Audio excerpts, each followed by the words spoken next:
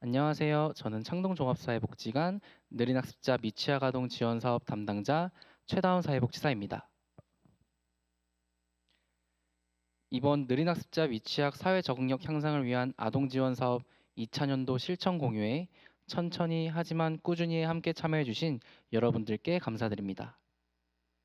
오늘 진행되는 실천 공유에는 느린학습자 생애 주기별 사업 소개를 시작으로 미취학 아동 지원 사업 경과 보고, 사업 영상 시청, 사업 성과 보고, 느린학습자 통합 지원 사업 경험 공유, 프로그램 보급 계획, 질의응답 순으로 진행이 됩니다.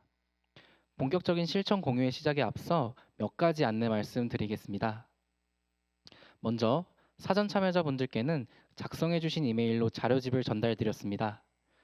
전달드린 자료집을 함께 참고해 주시면 감사하겠습니다. 사전에 신청하지 못한 분들은 유튜브 더보기란에 실천 공유에 참여 신청서를 작성해 주시기 바라며 추후 공유드릴 정보가 있어 말씀드립니다. 또한 밑에 보시면 자료집 링크도 올려져 있습니다. 질의응답 시간에는 신청서를 통한 사전 질문으로 답변 드릴 예정이며 당일 실시간 채팅창에 올라온 질문은 추후에 취합 후 별도로 댓글을 통해서 답변 드릴 예정입니다. 그럼 지금부터 본격적으로 실천 공유회를 시작하도록 하겠습니다. 먼저 기관을 대표하여 창동종합사회복지관 최영대 관장님께서 환영 인사를 해주시겠습니다. 안녕하세요. 창동종합사회복지관 관장 최영대입니다.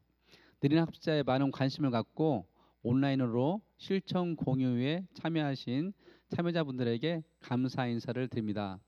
또한 오늘 실천 공유를 가능하도록 지원해 주신 아산사회복지재단 관계자분들에게도 감사 인사를 드립니다. 오늘 느린 학습자 미취학 아동 사업 실천 공유회는 아산사회복지재단의 지원으로 2020년부터 진행되었던 그동안의 경험과 성장에 대해서 나누고자 합니다. 우리 창동종합사회복지관은 2015년부터 느린 학습자에 대해 관심을 갖고 사업을 시작하였으며 현재는 아동부터 청년까지 대상층을 넓혀서 생애주기별 프로그램을 제공하여 느린 학습자 당사자와 보호자분들에게 긍정적인 평가를 받고 있습니다. 느린 학습자에 맞는 생애주기별 프로그램 제공으로는 우리 복지관이 우리나라에서 유일하다고 생각하고 있습니다. 오늘 이후의 시간에는 생애주기별 사업 소개 및 영역별 추진한 사업에 대한 보고와 우리 복지관에서의 느린 학습자 관련 사업 공유 그리고 프로그램 보급에 대한 내용으로 실천 공유를 갖고자 합니다. 오늘 진행되는 느린 학습자 실천 공유회는 느린 학습자들의 생애주기별 프로그램을 그동안의 시행착오적 성장 경험을 통해서 더 나은 프로그램 제공과 보급을 위해서 준비하였습니다. 전체 청소년 중에 느린 학습자가 13% 정도 차지하고 있는데요. 이번 실천 공유를 통해서 참여자분들은 느린 학습자에 대한 관심을 높이고 실천 경험도 공유해보는 시간이 되시기를 바랍니다. 경청해 주셔서 감사합니다. 이상으로 인사말을 마무리하겠습니다. 네, 말씀 감사합니다.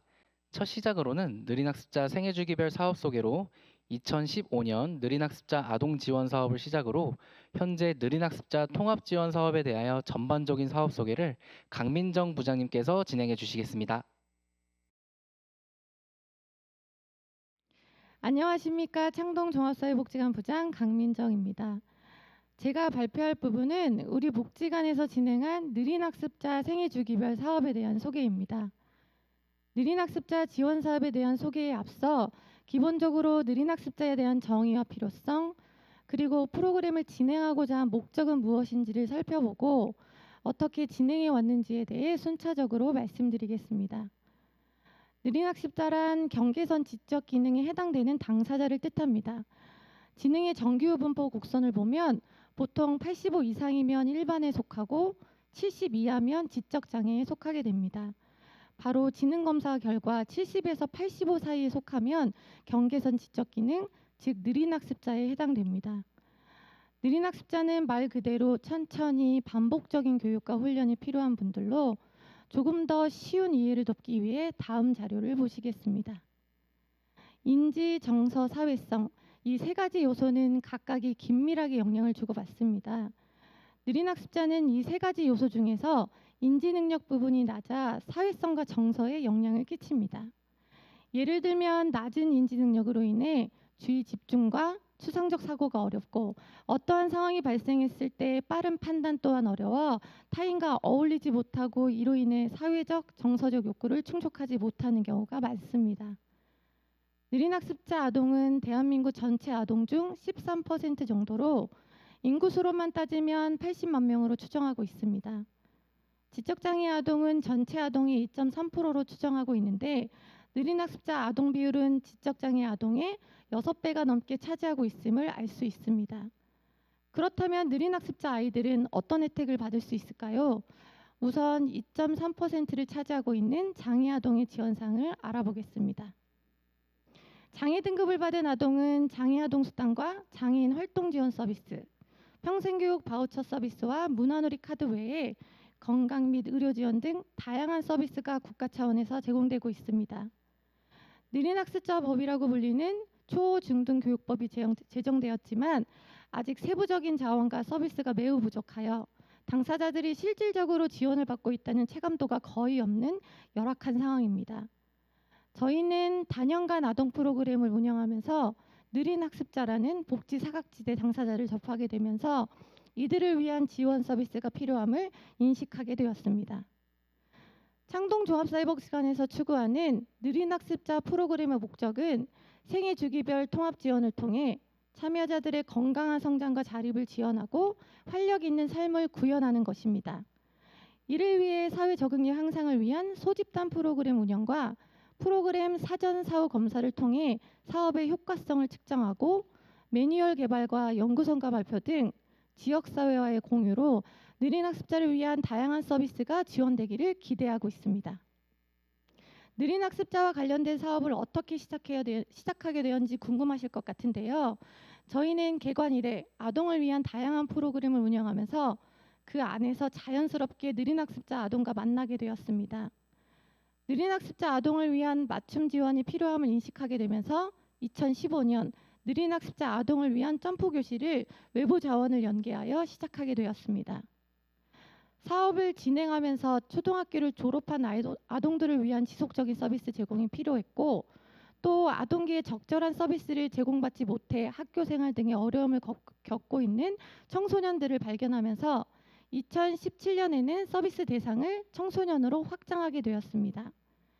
이후 빠르게 개입할수록 효과성이 높고 학업 실패 등의 문제를 예방할 수 있다는 연구 결과를 바탕으로 2020년부터는 미취학 아동으로 서비스 대상을 한번 확장하게 되었습니다.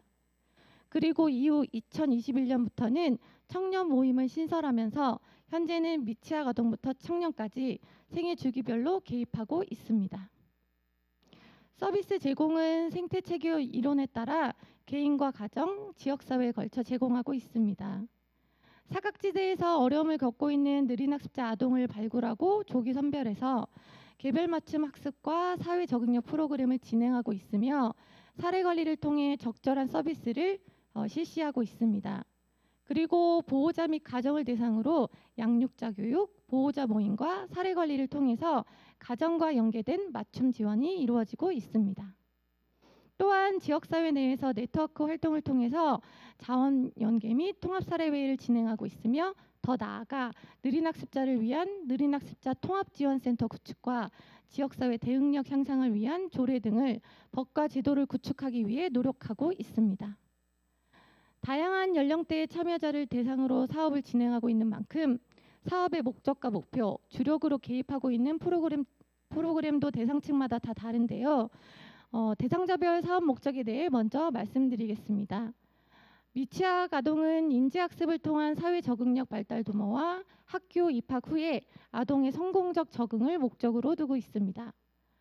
초등학생 아동은 인지훈련을 통한 사회 적응력 향상과 학교 입학 이후의 생활 지원을 목적으로 하고 있고 청소년은 사회 적응력 확장과 주도성 강화를 중심으로 두고 있습니다.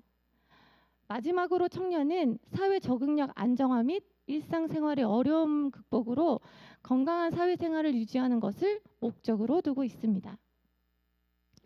사업의 큰 흐름은 씨를 뿌리고 싹을 틔우고 열매를 맺어서 수확하는 과정처럼 미취학 아동을 조기에 발굴하여 아동기에 자립할 수 있는 개인적, 사회적 토대를 마련하고 청소년기에는 본격적인 진로 탐색 및 역량 확장을 하려고 노력하고 있습니다. 청년기에는 궁극적 자립을 위해서 지속 가능한 체계를 마련하는 것입니다. 이러한 목적에 따라 대상자별로 중점적으로 개입하고 있는 프로그램이 다 다른데요. 미취학 아동의 주력 방향은 지지체계인 보호자입니다. 아동의 가정에서 지속 가능한 교육을 제공할 수 있도록 보호자 양육 교육과 부모 자녀 소통 놀이, 보호자 모임을 지원하는 데 주력하여 사업을 진행하고 있습니다. 초등학교 아동의 경우 우리 아이들이 학교 생활 및 학업을 따라갈 수 있도록 기초인지 강화와 한글, 독서 활동을 중심으로 개입하고 있고, 청소년의 경우는 자치위원회를 운영하여 사회 구성원으로서 공동체 활동을 경험하고 주도성을 강화하는 데 중심을 두고 있습니다. 청년의 경우는 주도적 경험을 위한 사회참여 프로그램과 사회적 지지 모임 형성에 중점적으로 개입하고 있습니다. 그렇다면 이 아이들은 도대체 어디에서 어떻게 오는 걸까요? 참여자의 선정 과정에 대해 말씀드리겠습니다. 우선 어린이집, 교육기관 등 다양한 기관에 공문을 발송하여 홍보를 진행합니다. 이후 각 교육기관에서의 아동 추천 및 보호자가 직접 신청을 해서 신청자를 받고 있습니다. 신청 시에는 1차 면담을 진행하게 되며 이후 아동의 지능지수를 판별하기 위해서 지능검사를 진행합니다. 지능검사 결과가 나오면 아동 및 보호자와 개별 면담을 진행하고 지능검사 결과 및 개별 면담 결과를 토대로 내부 사례회의를 거쳐 참여자를 최종 선정하고 있습니다. 이 과정에서 지능검사 결과 경계선 아동을 우선순위로 기준으로 두지만 임상심리사와 사회복지사의 소견에 따라서 참여가 필요하다고 판단되는 경우는 프로그램에 참여하고 있습니다. 참여자에게 제공되는 프로그램의 내용은 다음과 같습니다. 우선 공통 요소를 먼저 말씀드리겠습니다. 아동 및 보호자를 대상으로 통합 사례 관리를 진행하고 각 사업별로 사전 사후 검사 및 그룹 인터뷰를 통해서 효과성을 측정합니다. 이 모든 과정은 증거 기반 실천을 바탕으로 사업을 진행하고 있습니다. 가장 중심 프로그램인 사회 적응력 향상 프로그램을 제공하고 있으며 프로그램 진행 시에 집중도를 높일 수 있도록 소집단 형태의 그룹으로 프로그램을 운영하고 있습니다. 앞서 말씀드린 사회 적응력 프로그램의 하위 요소인 대인관계 능력 향상을 위해서 사회성 놀이치료를 진행하고 자아 존중감 향상을 위해 미술치료 프로그램을, 자기 표현 향상을 위해서 언어 및 독서 활동을 소집단 형태로 개입하고 있습니다. 공통 요소를 보셨다면 대상자별로 특화된 프로그램이 무엇인지 궁금하실 텐데요.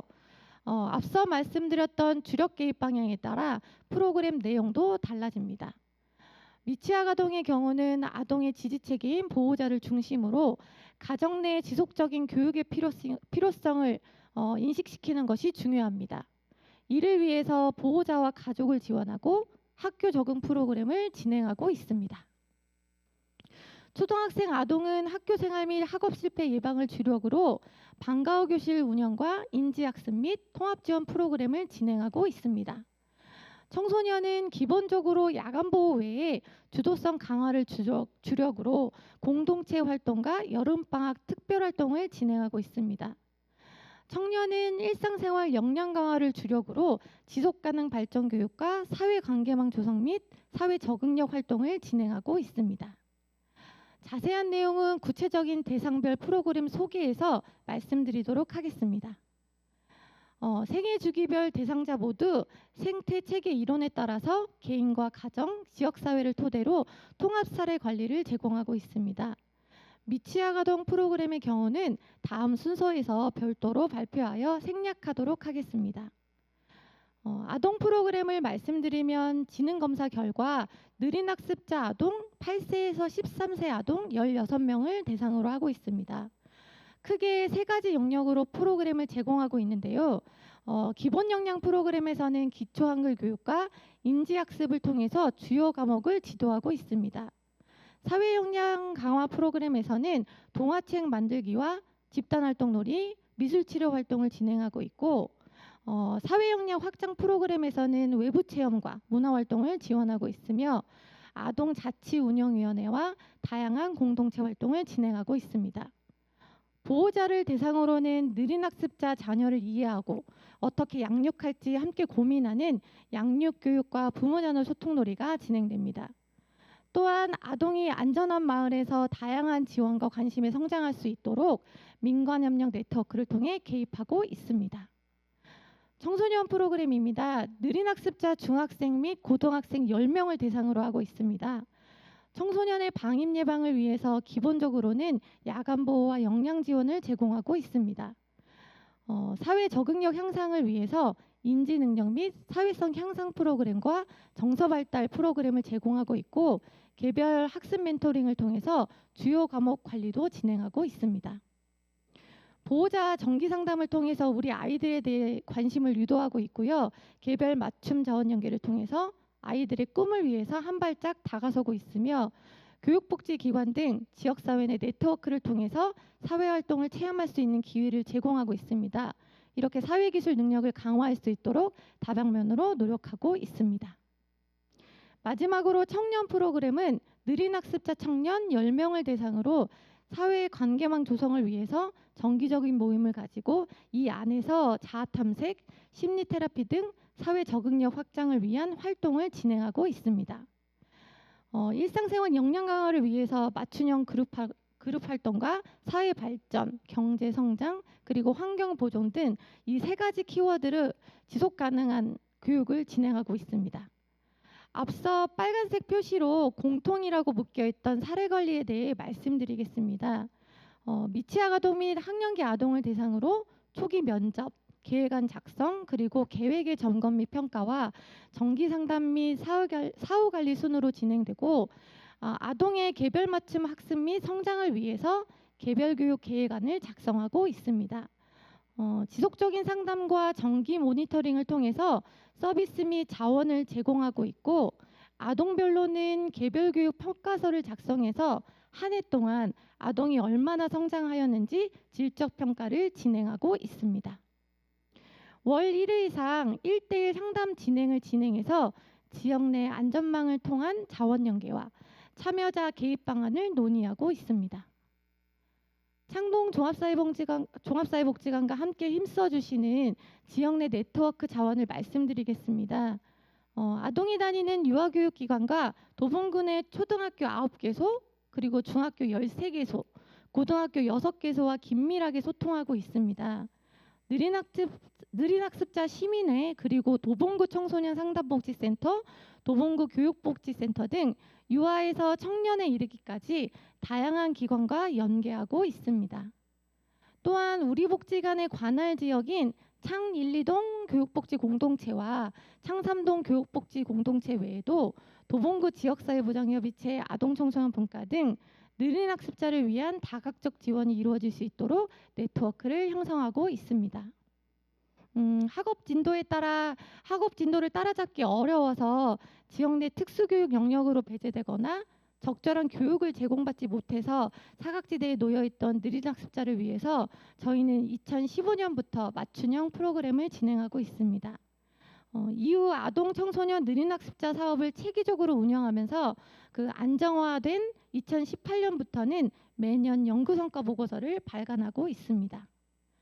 활발하고 유기적인 네트워크 활동을 통해서 끊임없이 이들을 발굴하고 또 사업을 추진하면서 느린 학습자에 대한 인식 확산과 관심을 증대하여 다양한 사업과 서비스가 이루어질 수 있도록 노력하고 있습니다. 또한 느린 학습자 서포터즈를 양성해서 지역사회에 관심을 유도하고 적절한 교육 및 봉사를 통해서 느린 학습자 멘토 발굴에 힘쓰고 있습니다. 느린 학습자란 단어가 생소했던 시기부터 시작했습니다. 지금은 느린 학습자 맞춤형 프로그램 개발 및 운영으로 이들의 자립과 지역사회에 적응할 수 있는 성과를 도출해 내었다고 감히 말씀드릴 수 있을 것 같습니다. 저희는 2015년부터 현재까지 2,423명의 아이들과 33,660분의 시간을 함께 했습니다. 앞으로도 관심이 필요한 사각지대 속 아이들을 끊임없이 발견하고 지역 안에서 함께할 수 있도록 노력하겠습니다. 감사합니다. 네, 여기까지 느린학습자 생애주기별 사업 소개를 마칩니다. 다음으로는 아산사회복지재단 지원으로 2년 동안 진행한 1, 2차년도 느린학습자 미취학아동 지원 사업 경과보고로 담당자인 제가 말씀드리겠습니다. 미취학아동 지원 사업에 대한 사업 경과 보고에 대해서 말씀드리겠습니다. 저희 미취학아동 사업은 총 3차년 사업으로 계획되어 있으며 차례로 1차년도는 느린학습자 아동 지원 시스템 구축, 2차년도는 표준화된 프로그램 제작 및 지원 체계 구축, 마지막 3차년도는 사업에 대한 효과 검증과 지역사회 확산으로 요약할 수 있습니다. 사업의 첫 시작인 1차년도 사업은 프로그램 시스템을 구축하고 기반을 조성하는 것으로 방향을 설정하여 2020년 7월부터 2021년 6월까지 진행되었습니다. 이에 핵심 참여자는 지능 71부터 84 사이로 경계선에 해당하는 아동 10명으로 구성하였으며 주변 참여자로 자녀를 양육하는 보호자와 가족을 대상으로 진행하였습니다. 느린학습자는 지적장애에는 해당되지는 않지만 평균 지능보다는 대부분 낮은 지능을 가지고 있습니다. 조기 개입이 진행되지 않으면 연령이 증가함에 따라서 어려움에 봉착할 가능성이 있고 사회활동에 어려움을 겪을 가능성이 높습니다.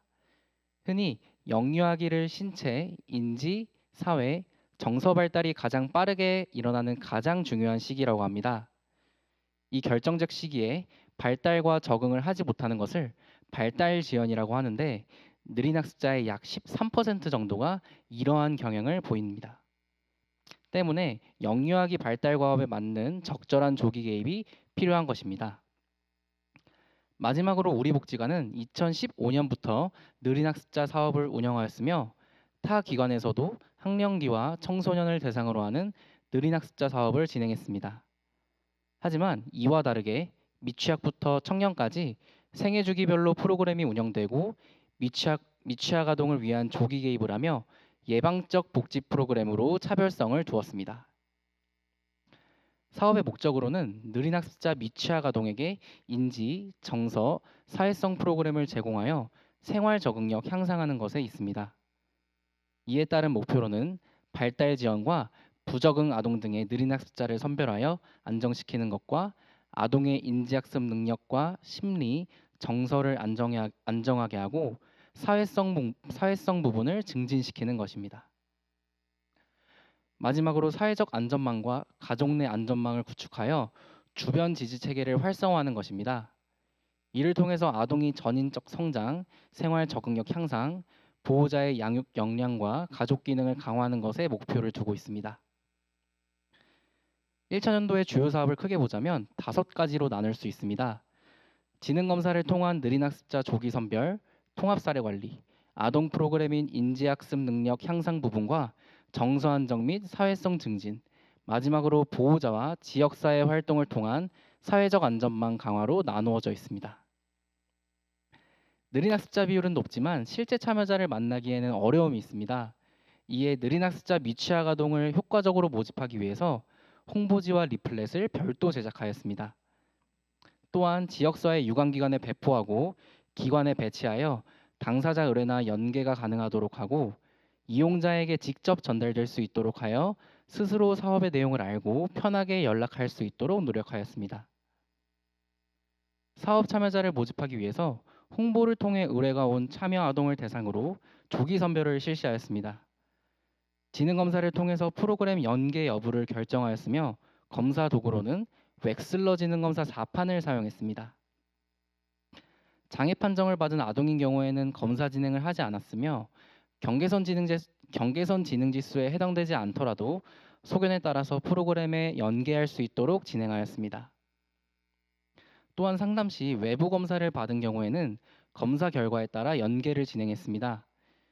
1차년도는 총 12명의 의뢰로 9명이 선별되었고 9명 모두 사업 참여를 하게 되었습니다. 하지만 계획된 인원인 10명보다는 1명 적은 수로 운영하게 되었습니다. 아동 프로그램의 경우 크게 인지학습, 정서 안정, 사회성으로 구성하였으며 인지는 언어, 한글, 그림책 활동이며 정서와 사회성은 집단 활동과 체육 활동, 음악 치료로 진행하였습니다. 연속적 개입과 전체적인 아동의 향상을 위해 총 20회기로 진행을 했고 주 3회에 걸쳐 프로그램을 진행했습니다. 아동 지원 프로그램을 통하여 얻은 긍정적 요소는 생활 적응력 향상 프로그램 체계의 기반을 조성한 것입니다. 이를 통해서 표준화된 프로그램으로 지원할 수 있는 발판이 마련되었습니다. 하지만 코로나19의 대유행으로 인해서 사회적 거리두기 강화에 따라 전반적 사업 운영에 있어서 활동적인 프로그램 진행에 어려움이 따랐고 약 2개월의 휴강을 거치기도 하였습니다. 이는 프로그램 중간 회기에 발생하여 참여 아동들 간의 상호작용이 많이 일어난 시기라서 매우 아쉬운 요소라고 할 수 있습니다. 그리고 1년을 진행하면서 치료사들과의 협업이 매우 중요함을 인식함에 따라서 저희는 사전 간담회를 따로 마련하였고 본 사업의 방향성을 함께 공유하는 자리를 마련했습니다. 그리고 아동 당사자와 더불어서 아동에게 가장 영향력 있는 환경체계인 가족과 보호자에 대한 지원도 구성하였습니다. 보호자 프로그램인 양육교육과 부모자녀 소통놀이를 진행해서 보호자들에게 느린 학습자 자녀를 이해하며 건강하게 양육하는 방법을 습득하고 실제 가정에서 실천할 수 있도록 지원하였습니다. 또한 느린 학습자 서포터즈를 양성하여 역량 강화 교육을 이수하고 한글 학습 멘토링을 진행할 수 있도록 하여 아동의 정서적 지지체계가 되어줄 수 있도록 하였습니다. 또한 전문 상담사와의 부모 상담 및 양육 코칭을 지원하여 정서적 어려움과 양육 스트레스 해소를 할 수 있도록 지원하였습니다. 보호자들은 8회기의 지속적인 상담에서 보호자 개별 특성에 부합하는 양육 코칭으로 보호자의 인식과 양육 태도가 효과적으로 개선된 모습을 보여주었습니다. 코로나19로 인하여 대면 교육의 어려움에 따라 비대면 상황에서도 활용할 수 있는 한글 교육 영상을 제작하였습니다. 특히 한글 지도는 아동마다 개인차가 존재하고 소집단 수업에 어려움이 있기 때문에 한글 지도 영상으로 주제를 선정하게 되었습니다. 이 교육 영상은 느린 학습자 지도에 도움을 드리기 위해서 활용하였습니다.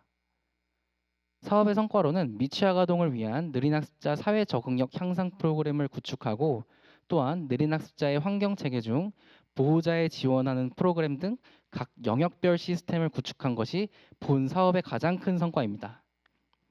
또한 느린 학습자 아동이 가지고 있는 다양한 생활 속 어려움인 인지, 정서, 사회성 등의 영역을 포괄하는 통합 지원으로 아동의 변화를 적극적으로 이끌어낼 수 있는 프로그램 체계를 구조하였습니다.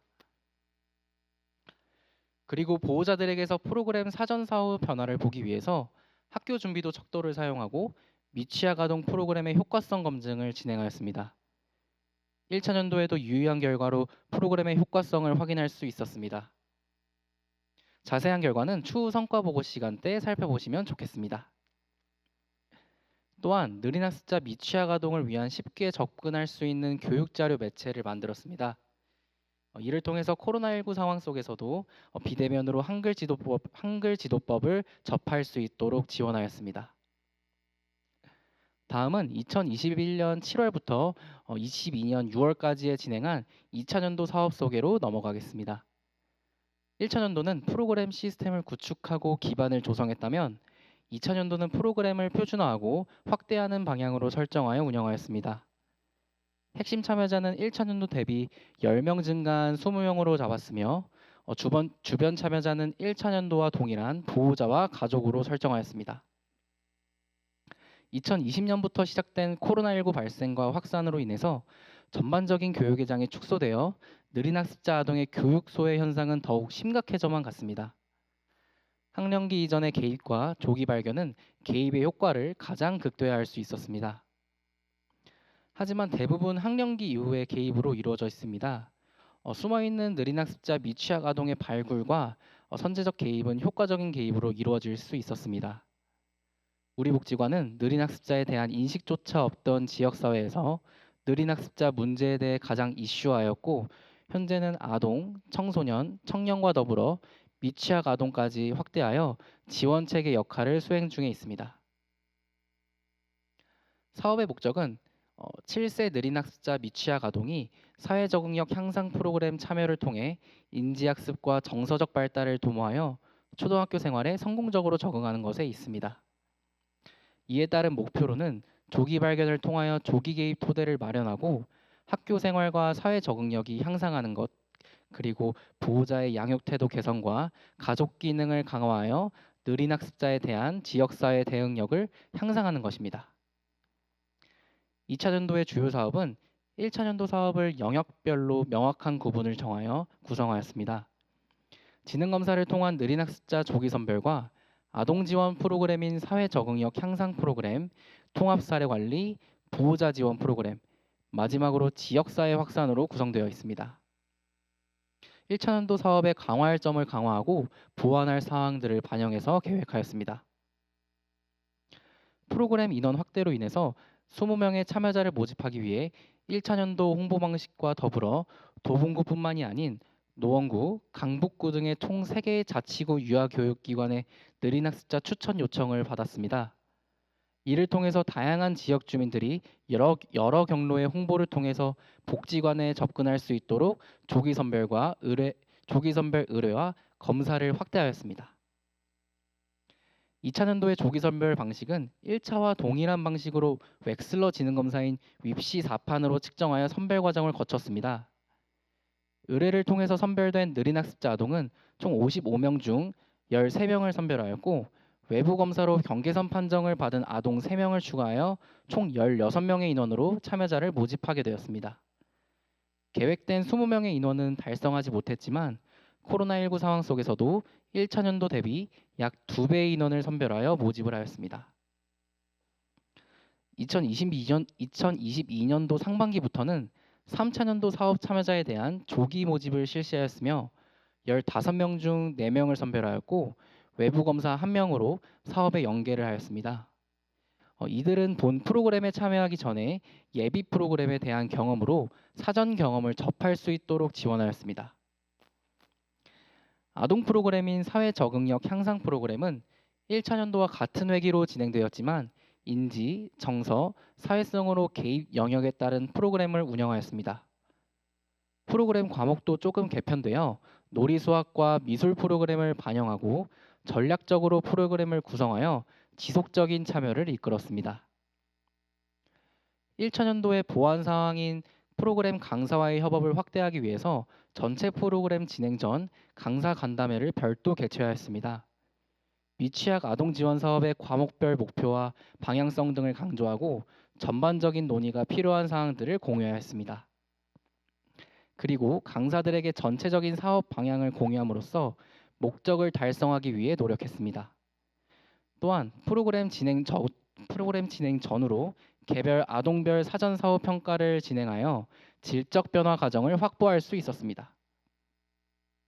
사회 적응력 프로그램 종결 시점은 초등학교 입학 직전인 2월 말로 보호자의 심리적 부담감이 절정인 시간이었습니다. 따라서 각 과목 치료사와 보호자 간의 사후 상담을 진행함으로써 보호자의 부담을 해소할 수 있도록 하였습니다. 그 결과로 인해서 아동의 사회 적응력 향상 기여에 도움이 되었다고 평가를 해주었습니다. 2월 말 프로그램인 1차 종결 후에 참여자들 중 10명을 모집하여 초등학교와 인지 영역의 중요도에 따라서 사회성 집단 활동과 책놀이 활동의 효과성 확인을 위해서 추가로 진행을 하게 되었습니다. 책놀이는 기존 언어 프로그램과 다르고 책을 매개로 상황 파악과 사회성 그리고 인지 영역 향상에 기여하고자 확대하였습니다.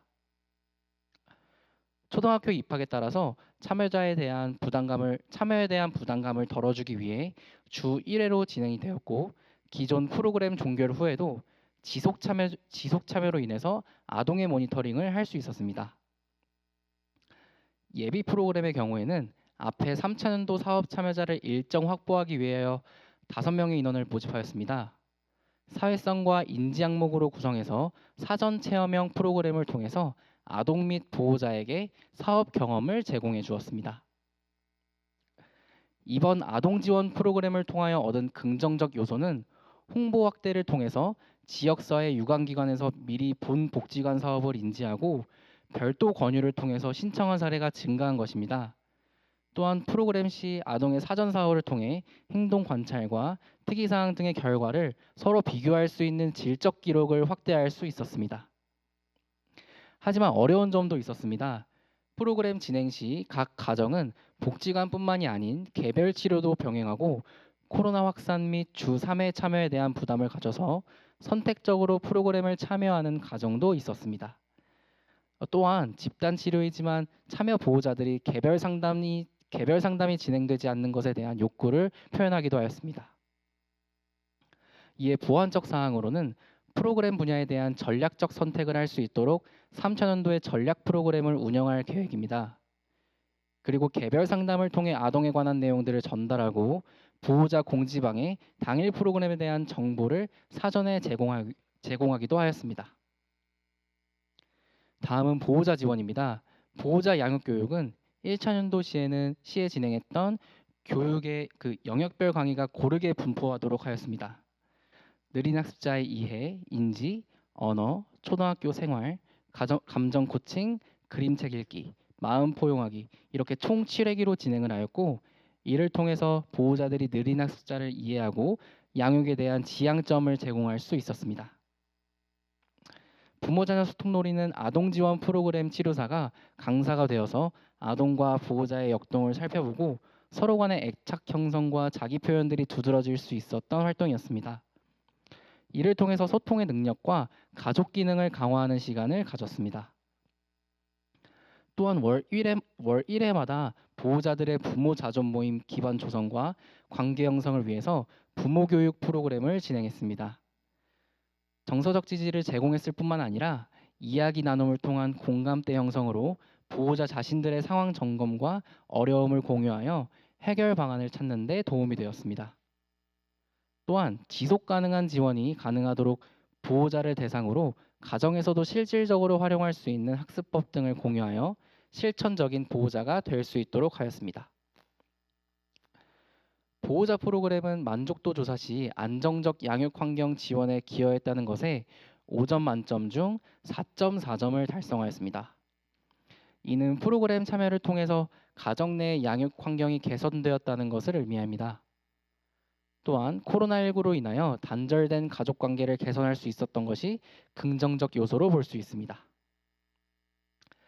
아쉬운 점으로는 보호자 프로그램 진행 시 대부분 주말에 진행을 하였는데 선택적인 참여로 인해서 참여율이 저조한 모습을 보였습니다. 이는 전체가 무료 지원에 대한 부분이 프로그램 참여에 대한 책임성을 저하시킨 것으로 생각되고 당일 불참하는 사례도 빈번했습니다. 3차년도 진행 시에는 이에 대한 대책을 마련한 후에 운영할 예정에 있습니다. 다음은 지역사회 확산 항목으로 1차년도에 참여했던 가정을 대상으로 하여 지원자에 한하여 1년차 참여자 후속 프로그램인 부모자녀 소통놀이를 진행했습니다. 이는 지속적으로 가정 내의 상호작용을 유지하기 위해서 진행되었고 1차년도 프로그램 종결 후에도 모니터링을 할 수 있도록 하여 안정된 양육 환경을 만들 수 있도록 기여했습니다. 또한 아동 지원 프로그램 매뉴얼을 제작하고 타당도 확보를 위한 전문가 회의 등 여러 사업 자문을 진행했으며 1차년도에 이어 교육용 동영상 2편을 제작했습니다. 가장 중요한 영역인 느린 학습자의 이해와 개입 그리고 인지 영역에 대한 지원 영상을 제작하였습니다. 이는 기관 실무자를 대상으로 하여 교육 영상을 통해 느린 학습자에 대해 적절한 지원을 할 수 있도록 배포할 예정입니다. 그리고 오늘 진행하는 실천 공유회를 통하여 프로그램 보급에 대한 기반을 조성하였습니다. 다음은 영역별 성과입니다. 아동 지원의 경우 느린 학습자 미취학 아동 조기 선별 시에 1차년도 대비 2배 발굴을 하였으며 프로그램 운영을 하면서 보완 사항을 반영하여 더욱 체계화된 프로그램으로 확대 운영하였습니다. 다양한 형태의 프로그램 운영, 질적 향상에 힘썼으며 보호자 지원의 경우 지속적인 교육과 활동, 지역사회 확산은 프로그램의 효과성 검증 및 질적 과정을 보완하여 프로그램 보급이 가능함을 확인할 수 있었습니다. 마지막으로 운영 현황을 보시면 전담 인력의 배치로 아동 지원의 질적인 부분을 강화할 수 있었습니다.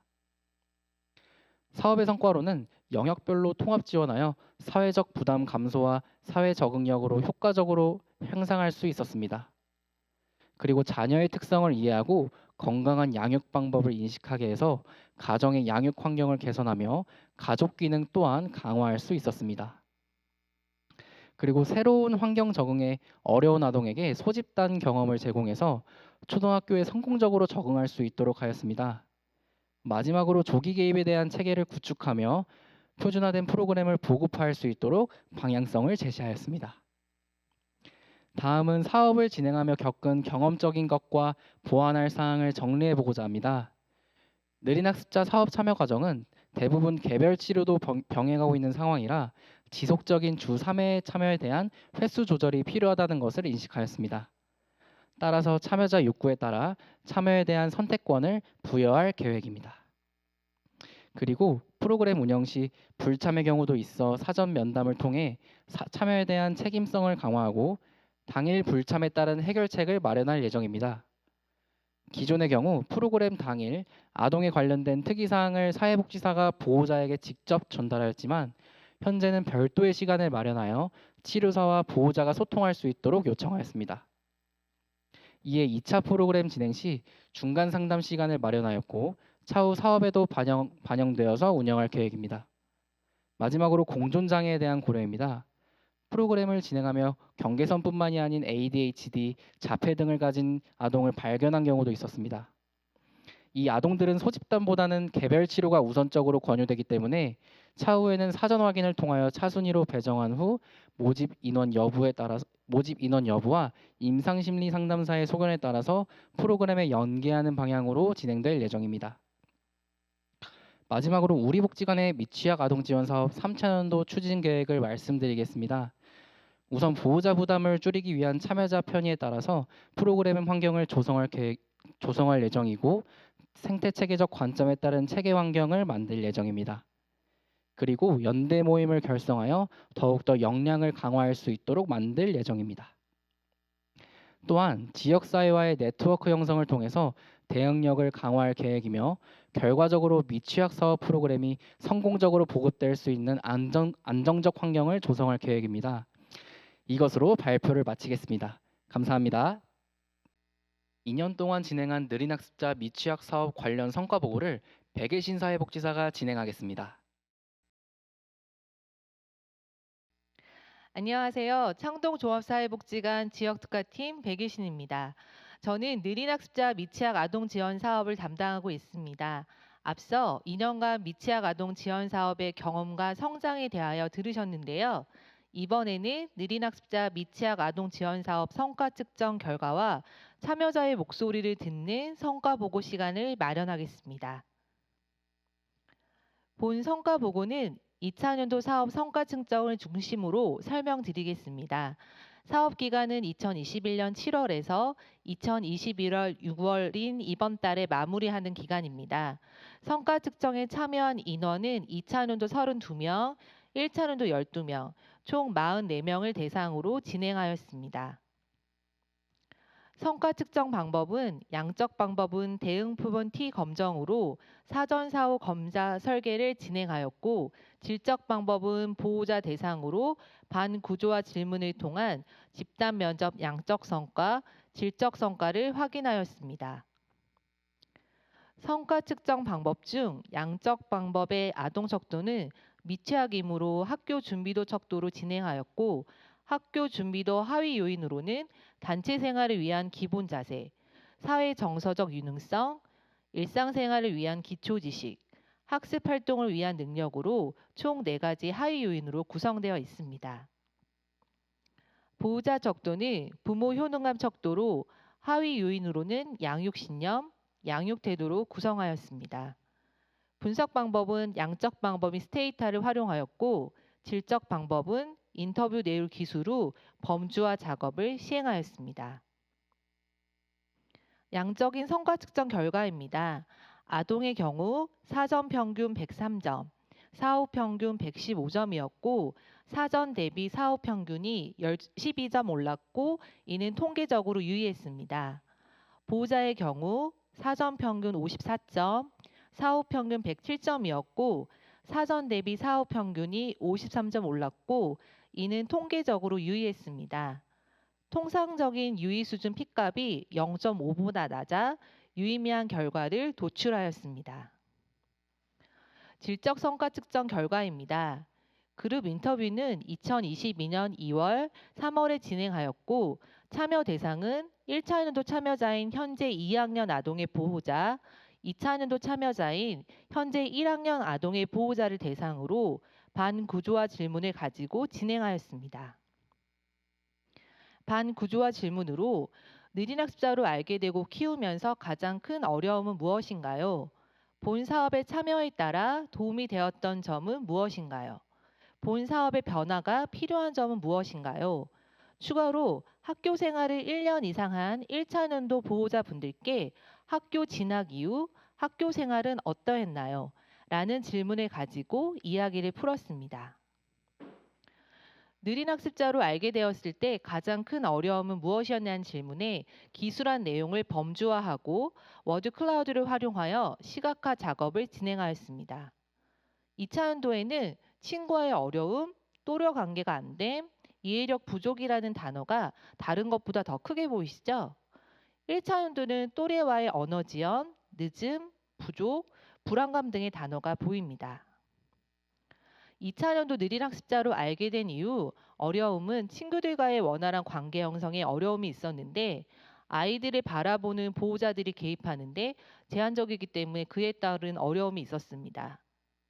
1차년도 참여자는 친구 관계, 사회성, 또래와의 상호작용, 어려움, 즉 친구들과 관계 형성, 원활한 상호작용이 안 되어 이에 대한 어려움을 크게 느끼는 것으로 나타났습니다. 기타 의견은 느린 발달, 자녀와의 소통의 어려움, 불안감 등이 나왔습니다. 본 사업 참여에 따라 도움이 되었던 점은 무엇이었는지 묻는 질문에서 2차년도에는 학교 생활, 사회성, 소통, 느린 학습자, 관계 개선, 자신감이라는 단어가 보입니다. 1차년도는 더 다양한 의견이 나왔는데요. 부모 자녀 소통 놀이, 친구 관계 개선, 언어 발달, 느린 학습자, 자기 표현, 부모 상담 등 프로그램에 관련된 내용이 주로 이루었습니다. 본 사업 참여에 따른 도움이 되었던 점은 주 의견으로는 친구를 만나고 상호작용을 통하여 자기가 표현하고 그에 따른 수용 경험이 자신감을 상승하게 되었다고 합니다. 느린 학습자라는 단어는 이전에는 잘 몰랐지만 느린 학습자에 대한 전반적 이해를 도울 수 있었던 점입니다. 다른 의견으로는 다양한 경험, 보호자 지원 프로그램, 부모 상담, 부모 자녀 소통 놀이, 독서 활동, 음악 활동이 나왔으며 본 사업의 가장 큰 강점은 느린 학습자로서 겪었던 어려움을 개선한다는 데 의의가 있다고 인식하였습니다. 본 프로그램 참여 이후 실제 학교에 진학하고 1년 이상 학교 생활을 했던 1차년도 참여자 보호자들께 여쭤봤습니다. 학교 진학 이후 학교 생활을 어땠는지 질문한 결과 친구와의 관계, 적응, 긍정적 이행이란 단어가 있었고 초반 어려움이란 단어도 있었습니다.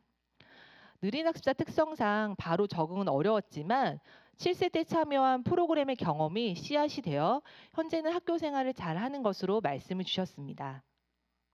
아무래도 본 사업에서 소집단 형태의 본인의 의사를 자유롭게 표현했던 경험이 학교 생활을 무난하게 만드는 원동력이 되었다는 것을 말씀하셨습니다. 어린이집, 유치원에서 일부 소외된 경험이 긍정적 또래 경험을 제공했다는 부분은 7세 친구들의 가장 큰 과업인 학교 생활을 잘 도약할 수 있었다는 점입니다. 이전 결과를 요약해 보고자 합니다. 양적 성과로는 아동, 보호자 모두 통계적으로 대응 부분 T 검정 결과 통계적으로 유의한 결과를 도출하여 효과성 검증에 확보하였고 본 사업 보급화에 대한 명분을 확보하였습니다. 질적 성과는 느린 학습자 아이들은 또래와의 관계 어려움, 보호자와의 의사소통 역시 어려움을 겪고 있었습니다. 또한 본 사업을 통하여 그룹별 5명의 소집단 경험이 친구와의 관계 형성 과정을 단계별로 경험하고 갈등 발생 시 치료사의 중재 경험으로 본인의 목소리로 표현하고 자신감이 형성되었습니다. 성과 목표인 학교 적응력 향상은 바로 적응은 어려웠지만 그래도 어린이집 유치원 생활 때보다는 훨씬 안정적으로 학교 생활을 하여 목표에 달성한 것으로 나타났습니다. 2년간의 미취학 아동 지원 사업의 결과를 토대로 이후 3차년도에는 양적 성과 측정은 3차년도 참여자의 아동, 보호자의 대응 부분 T 검증으로 2차년도와 동일하게 진행할 계획입니다. 또한 1차, 2차년도 참여자는 학교 생활 이후 확인할 수 있는 척도를 찾아 지속적인 성과 확인을 진행하고자 합니다. 질적 성과 측정에는 집단 면접 대상이 2차년도에는 보호자였는데 3차년도에는 직담 인터뷰보다 FGI로 아동 목소리를 듣는 과정을 확대하고자 합니다. 이것으로 느린 학습자 미취학 아동 지원 사업의 성과 보고를 마무리하겠습니다. 이번 시간에는 느린 학습자 통합 지원 사업을 추진하면서 각 영역별로 실제 적용했던 정보 및 신규로 추진하는 기관에 실무적인 제안을 드리는 느린 학습자 통합 지원 사업에 대한 경험을 공유하도록 하겠습니다. 바로 이어 프로그램 보급에 따른 향후 계획을 백예신 사회복지사가 진행하겠습니다. 이번 시간에는 2015년부터 복지관에서 느린 학습자 통합 지원 사업을 하면서 겪었던 경험을 각 절차별 주요 사항 위주로 공유해 드리도록 하겠습니다. 느린 학습자 생애 주기별 통합적 추진 과정에 대해 말씀드리겠습니다.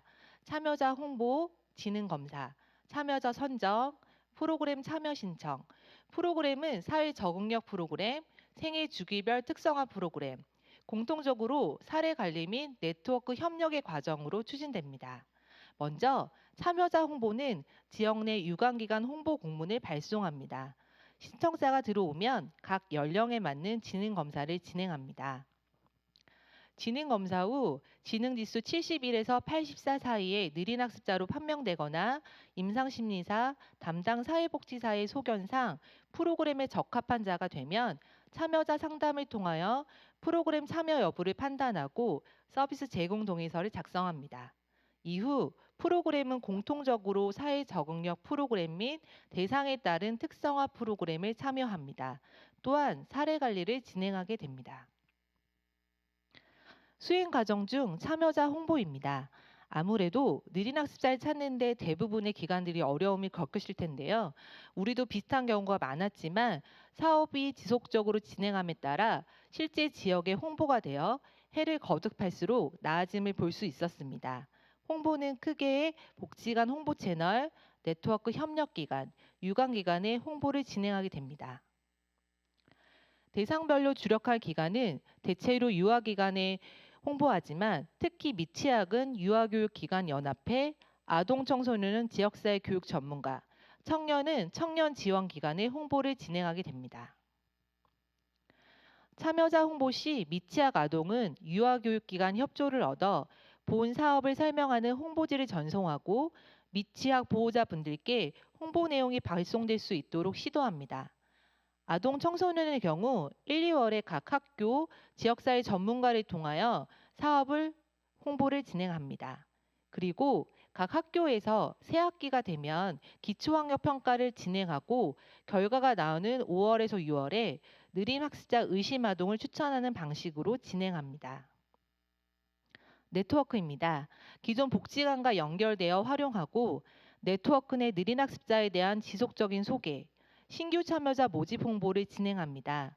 지역사회 내 느린 학습자의 인지도를 높이기 위해 정기적인 홍보가 필요합니다. 실제 우리가 홍보하고 있는 각 대상별 홍보지입니다. 느린 학습자라는 이해가 보편적이지 않기 때문에 대부분 느린 학습자에 대한 정보를 제공하는 형태로 구성하고 있으며 기관의 상담을 유도하는 형태로 진행합니다. 또한 관심을 유도하기 위하여 지능 검사를 제안하고 요즘 특성상 오프라인보다는 온라인 형태의 홍보 방식을 취하는 것이 좋습니다. 청소년과 청년입니다. 청소년과 청년도 유관기관 중심으로 홍보를 진행하고 특히 네트워크를 통한 기관 홍보 시 참여 명단 정보를 간소화하고 특히 개인정보 동의는 필수로 받을 수 있도록 합니다. 느린 학습자에 대한 이해도가 높지 않기에 예상되는 아동의 보호자가 기관에 연락 후 상담을 통하여 참여할 수 있는 환경을 마련하는 것이 필요합니다. 네트워크 기관은 공문과 온라인 채널 둘 다 이용하는 것이 좋습니다. 지능검사 과정입니다. 1차 담당자와 면담으로 느린 학습자 대상을 추정합니다.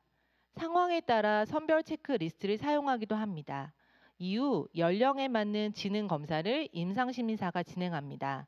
임상심리사와 해석 상담을 진행하고 결과에 따라 지적장애 아이는 특수교육에 대한 안내를, 경계선 지능 혹은 평균 이하나 영역 간의 차이가 크다면 본 사업에 참여할 수 있도록 결과를 안내합니다.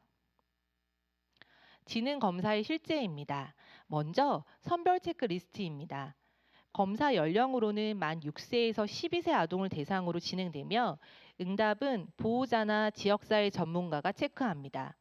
총 문항은 42개 문항 중 30개 문항이 체크가 되면 느린 학습자 의심자입니다.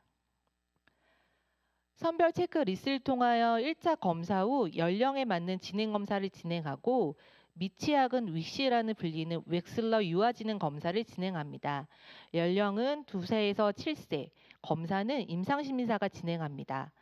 경계선 지능의 정의는 IQ 71에서 84로 정의되고 있으나 표준화 지능검사상 IQ 70에서 85로 정의되어 있어 발표 자료는 혼용하여 사용하겠습니다. 아동이 진행할 수 있는 BIFS 선별형 검사입니다. 선별 체크리스트와 마찬가지로 아동이 직접 검사가 아닌 보호자가 체크하는 검사입니다.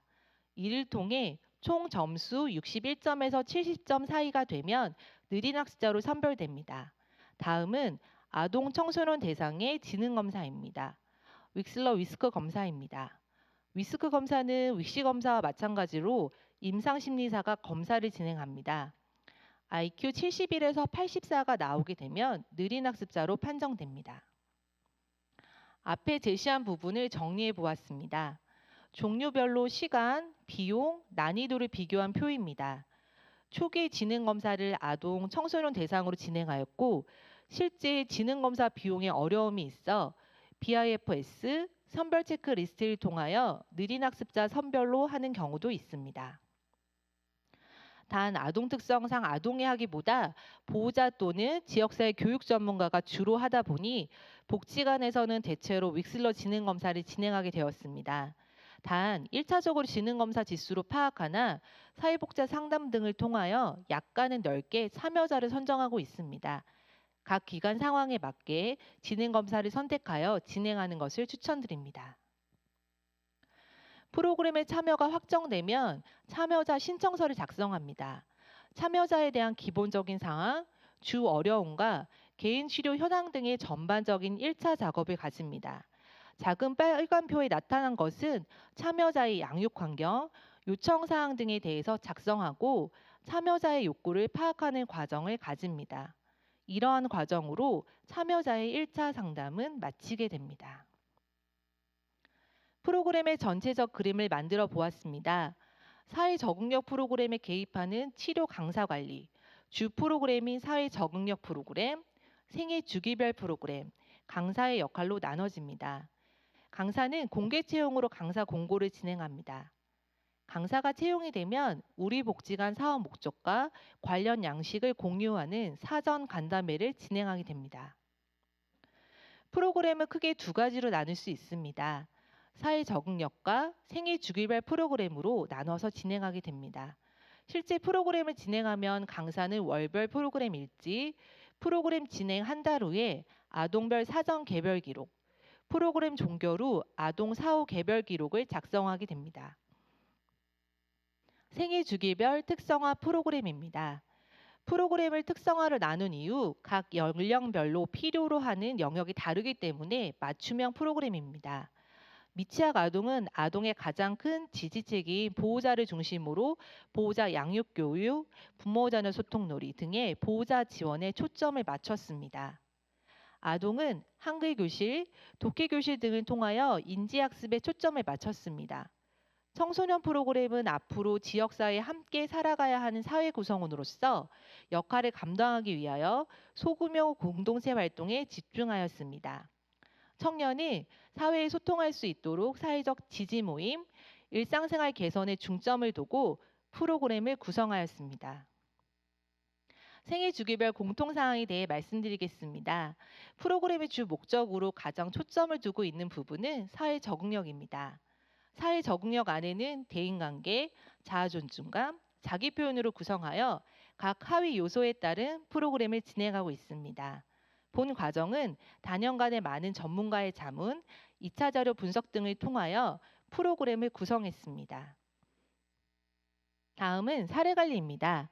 참여자 및 보호자 상담을 통하여 참여자의 변화, 또래 관계, 또 주 호소 내용에 대하여 파악하고 자원 연계 및 서비스 제공을 참고하여 진행하고 있습니다.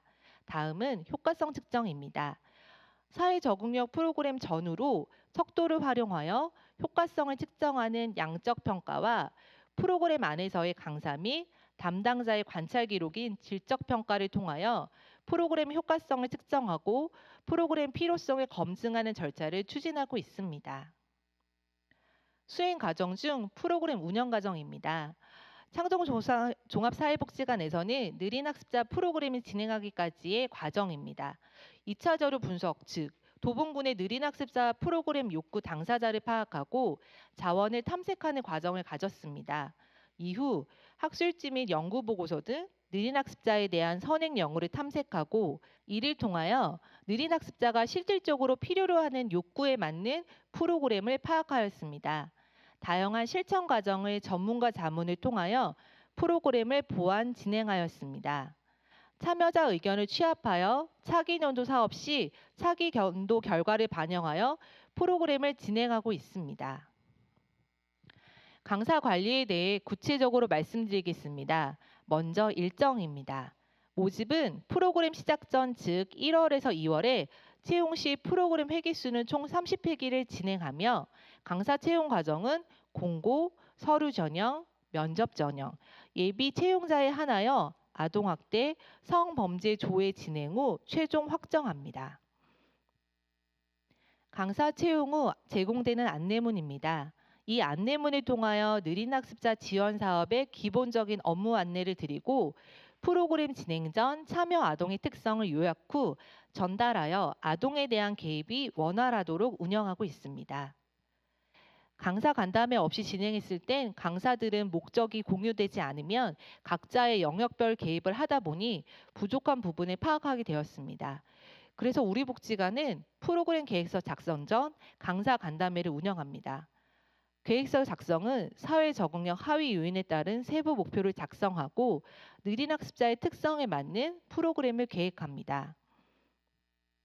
계획서를 토대로 프로그램을 진행하고 매 회기마다 일지를 작성하게 됩니다. 일지는 당일 참여자 반응 및 세부 목표에 참여자가 잘 이행했는지, 특이사항으로는 아동별 기술을 하고 특히 느린 학습자 운영 팁을 작성하여 추후 추진 시에도 도움이 되기 위하여 추가 작성합니다. 프로그램이 진행되고 한 달이 지나면 각 프로그램 강사들은 참여자별 사전 개별 보고서를 작성합니다. 그리고 프로그램 종료 후에 사후 개별 보고서를 작성하고 우리는 아동별 변화 과정을 파악하고 프로그램 목표에 도달했는지 질적 평가 자료원으로 활용합니다. 사례관리 과정은 사례관리 전체 과정 중 주요한 과정만 선택하고 추진합니다. 사정인 인테이크, 재사정, 사례관리 계획인 개별교육 계획안 작성, 개입에는 모니터링, 점검 및 평가는 개별교육 평가 순으로 진행됩니다. 사례관리 운영 방안입니다. 먼저 참여자 및 보호자 1대1 상담을 통하여 아동의 특성, 현재 상황 등에 대해서 상담을 진행하게 됩니다. 상담을 통해서 각 참여자별로 담당자, 참여자, 보호자와의 합의된 목표를 작성하고 이것을 점검하고 평가하게 됩니다. 각 참여자별 사례관리 케이스를 별도로 제작하여 작성 후 관련 서류를 구비하게 됩니다. 정기적인 네트워크 활용하여 지역 내 유관기관과의 통합사례회의를 통해 자원 연계 및 참여자 개입 방안에 대해 논의합니다. 사례관리 첫 번째 사정인 인테이크 혹은 재사정입니다. 상담을 통해 인적사항 및 가족관계, 생활상에 대해서 작성하게 됩니다. 그 후 현재 참여자의 가족관계 및 학교 생활 등의 외부 환경도 파악하여 작성하게 됩니다.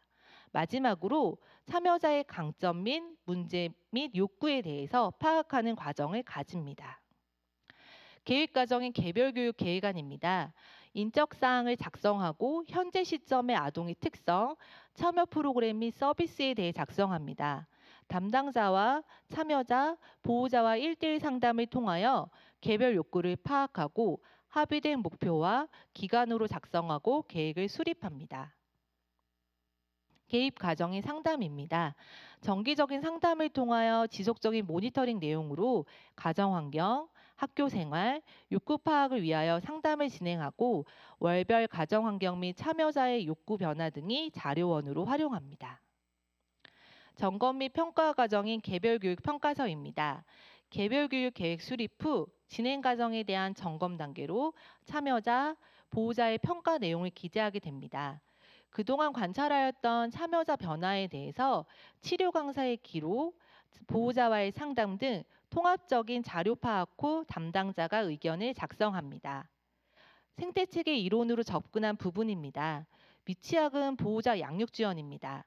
다른 연령에 비해 자녀의 양육에 대한 관심도가 높고 자녀와 함께하는 시간이 많아 보호자에 대해서 느린 학습자의 올바른 자녀 양육 및 느린 학습자에 대한 이해, 자녀와 함께할 수 있는 부모-자녀 소통놀이 등의 프로그램을 진행합니다. 아동 청소년은 방과 후 교실 운영으로 방과 후의 안전한 생활을 지원합니다. 또한 지역 네트워크 자원을 통하여 유관기관, 학교 등과의 네트워크 활동을 통한 신규 느린 학습자 발굴, 사업 홍보 등에 같이 논의합니다.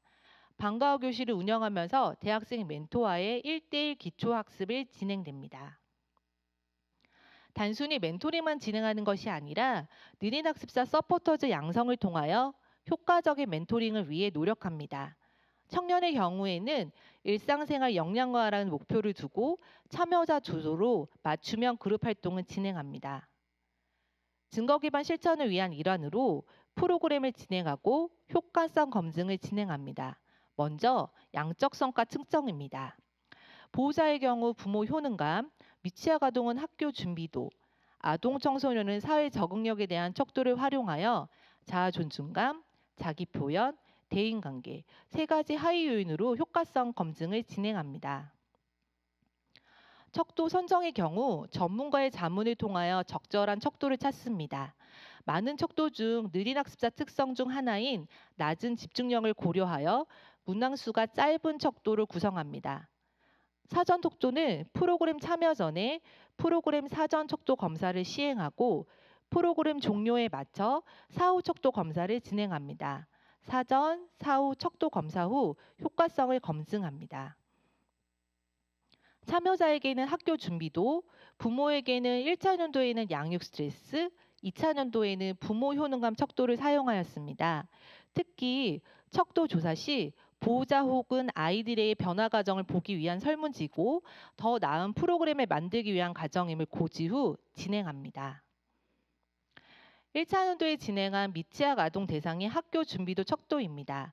프로그램 전과 후의 비교 시 유의미하게 향상하였습니다. 다음은 보호자 대상에 진행한 양육 스트레스입니다. 1차 연도에 학교 입학에 따른 보호자의 양육 부담이 향상되었고 이를 통한 단기적 개입으로는 성과를 내기 어려운 부분이 있었음을 확인하였습니다. 그래서 2차 연도에 자문을 받아 부모 효능감이라는 척도를 진행하게 되었습니다. 아동 청소년의 경우 진행한 사회 적응력 척도입니다.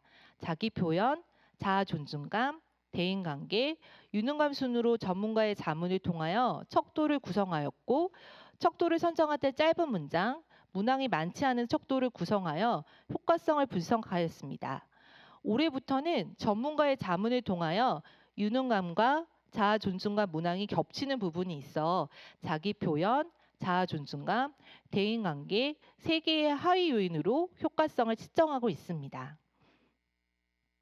양적 성과 측정과 더불어 질적 성과 측정도 진행하고 있습니다. 참여자, 보호자, 강사 등 그룹 인터뷰를 진행하고 사업 담당자의 사례관리 기록, 강사들이 작성했던 사전 사후 개별 보고서, 프로그램 일지 등을 통해 변화된 과정을 확인하는 과정을 거칩니다. 질적 평가인 그룹 인터뷰 방향성입니다. 양적 성과로 담기 어려운 당사자들의 목소리를 반영한 통합 지원 사업의 효과성 파악, 강사와 양육자의 의견을 프로그램에 반영하고 이를 통하여 느린 학습자 발전 방안을 모색합니다. 질문은 대상별로 반구조화 질문을 진행합니다. 참여자의 경우 아동, 청소년이 학교 및 일상생활, 보호자는 양육에 대한 어려움과 지원 체계에 대한 방향, 강사의 경우에는 프로그램 활성화를 위한 지원 영역에 대해 질문하고 방향에 대해 논의합니다. 그룹 인터뷰를 진행하면서 몇 가지 유의사항이 있었습니다. 느린 학습자 특성상 집중력이 낮기 때문에 짧은 시간의 구성, 인터뷰 중 다가 및 간단한 게임을 통하여 참여자의 관심을 유도하고 참여자가 이해하기 쉽고 답변하기 편한 질문으로 구성해서 진행합니다. 질적 성과 측정을 위해 관찰된 것을 기록할 수 있는 양식입니다. 프로그램 일지는 아동의 변화 과정, 또래와의 관계 변화 등을 기록하고 프로그램 사전 사후에 강사가 작성하는 사전 사후 개별 보고서를 활용하여 아동의 변화 과정을 기록으로 통합적으로 파악하기도 합니다. 우리 복지관은 2018년부터 매년 프로그램의 효과성에 대한 평가를 진행하고 있으며 복지관의 홈페이지 및 유관기관에 배포하여 느린 학습자에 대한 인식 확산 및 관심을 유도하기 위하여 노력하고 있습니다. 이러한 연구 성과 보고서 발간은 증거 기반 실천으로 본 사업의 보급화를 위한 기본 자료로 쓰일 수 있다고 생각합니다. 실제로 사업을 운영하기 위한 규모 및 인력 현황도 공유드립니다. 미취학 프로그램은 전담 인력 1명, 사회복지사 1명, 아동은 2그룹으로 전담 인력 1명과 사회복지사가 겸직으로 진행하고 있으며 방과후 교실이 운영되고 있는 청소년 1그룹과 야간보호교사와 사회복지사가 진행하며 청소년 2번째 그룹과 청년 그룹으로 겸직으로 하고 있습니다. 프로그램 효과성을 측정하는 연구조사 담당 사회복지사가 있으며 사회 적응력 프로그램을 담당하는 치료사 5명과 함께 창동 종합사회복지관의 느린 학습자 통합 지원 사업의 수행 인력은 팀장 1명, 사회복지사 3명, 전담 인력 3명, 총 12명의 느린 학습자를 위하여 지원하고 있습니다. 초기에는 사회복지사 1명, 전담교사 1명에서 시작되어 현재까지 인원의 규모로 확장하게 되었습니다. 창동 종합사회복지관은 2015년부터 7명의 사회복지사와 45,580명의 아이들과 시간을 함께하였습니다. 이후에도 더 많은 기관들과 연합하여 느린 학습자 통합 지원을 추진하도록 하겠습니다. 감사합니다. 느린 학습자 미취학 아동 지원 사업을 2년간 추진했는데 3차년도에 진행될 프로그램 보급에 따른 향후 계획을 공유하겠습니다. 본 사업은 아산사회복지재단으로 지원된 사업으로 1차년도에는 느린 학습자 미취학 아동 지원 기반 조성을 목표로 느린 학습자 미취학 아동 발굴, 미취학 아동 프로그램을 구성하였습니다. 2차년도에는 느린 학습자 프로그램 활성화라는 목표로 느린 학습자 미취학을 전년 대비 2배로 확대하여 사업을 추진하고 1차년도 미비사항을 반영하여 미취학 아동에 맞는 프로그램의 정교화 과정을 거쳤습니다. 마지막으로 프로그램의 효과성을 검증하여 보급화 단계의 선행 조건에 도달하였습니다. 이후에는 8년 동안 느린 학습자 생애 주기별 사업 추진의 배경과 더불어 느린 학습자 통합지원센터로서의 역할을 수행할 계획을 가지고 있습니다. 1차 목표는 지금처럼 신청 공유회처럼 느린 학습자를 초기에 시작하는 기간 혹은 사업 추진에 필요한 영역을 지원하고자 하는 프로그램 배포 및 보급에 힘쓸 계획입니다. 이어 보호자 자조 모임을 강화하여 지속 가능한 느린 학습자 지원 사업이 꾸려질 수 있도록 개입할 것이고 프로그램 보급화와 더불어 지역사회의 느린 학습자에 대한 관심을 유도하기 위한 지역사회 대응력을 향상하고자 하여 3차 목표인 통합지원센터로 구축하기 위한 발판을 마련하고자 합니다. 느린 학습자 통합지원센터로 가기 위한 프로그램 배포 및 보급에 관련하여 설명드리겠습니다. 3차년도에는 프로그램을 아울리치 형태로 운영하고자 합니다.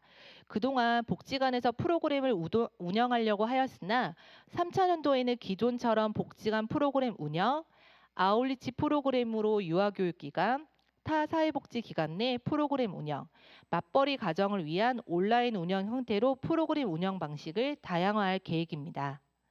그래서 도봉군의 유아교육기관 및 사회복지기관에 아동지원 프로그램의 전반을 지원합니다. 보급기관에는 참여자가 확보되면 아동 선정에 필요한 지능검사, 담당 치료사, 재반 비용 등 총 16회개 프로그램을 아산사회복지재단 지원으로 진행됩니다. 그 결과 이용자 입장의 접근성 강화, 실제 필요한 아동을 위한 조기 개입, 느린 학습자를 위한 실천이 생태체계 이론에 따라 가능하게 될 것입니다. 또한 1차년도부터 실무자들을 위한 교육용 동영상이 제작하였습니다. 1차년도에는 느린 학습자 한글 교육을 주제로, 2차년도에는 느린 학습자의 이해와 개입이란 주제로 인지 지원 총 3편을 제작하였습니다. 이후 느린 학습자 추진 계획이 있는 기간에 한하여 관련 자료를 공유할 계획을 가지고 있습니다. 오늘 진행되는 실천 공유회는 프로그램 보급화라는 1차적인 목표에 도달하기 위하여 진행하고 있습니다.